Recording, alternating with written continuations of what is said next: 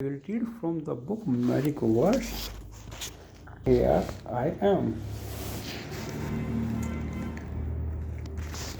The advantage of asking. Asking for advice is just an example of a much broader linguistic category asking questions.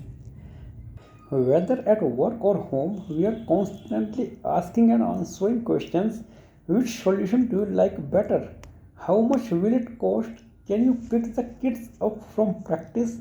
By some estimates, people ask and answer hundreds of questions a day.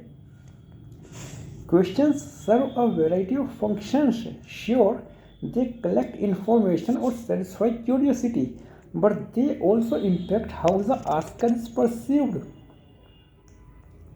The flow of conversation and the social connection between the people talking. In any social interaction, though, there are a seemingly infinite number of questions that could be asked. We could ask about someone's job, their interests, or even what they had for breakfast. And while some questions seem like they might facilitate social connection or make the asker look good, others seem less beneficial. Ask someone an embarrassing or intrusive questions, for example, and they might not be as interested in talking to us again. So, are certain questions more effective than others? And how do we know the right types of questions to ask? Four strategies for asking questions. Better questions are to first ones follow up, deflect difficulties, avoid making assumptions, and start safe then build. Even beyond these more fixed aspects, those of words people use had a significant impact. Asking questions lead to a better first impression. It made people feel like they clicked and made them more interested in going on a second date. Similar things have been found in a host of domains. In everyday getting to know you conversations between strangers, for example, people who asked more questions or seem as more likable and fun to spend time with. And in doctor patient interactions, patients were more satisfied when doctors asked them more questions about their lives and experiences. But when researchers looked further, they found that certain types of questions were more beneficial. As the advice study suggests, asking questions can signal that we are interested in someone's viewpoint, that we care enough about them and their perspective that we want to learn more. Similarly, when going on a date or engaging in a regular everyday conversation, asking questions suggests that rather than just talking about ourselves, we are interested in our conversation partner and what they have to say.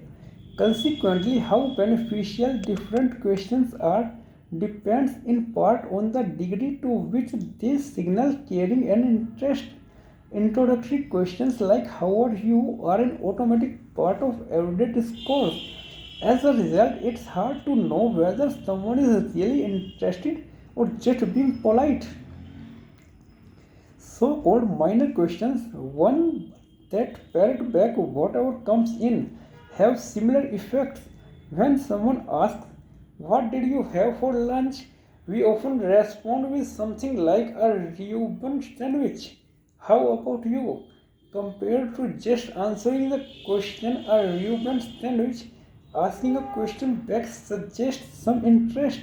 It indicates that rather than being completely self focused, we are interested or aware enough to return the favor.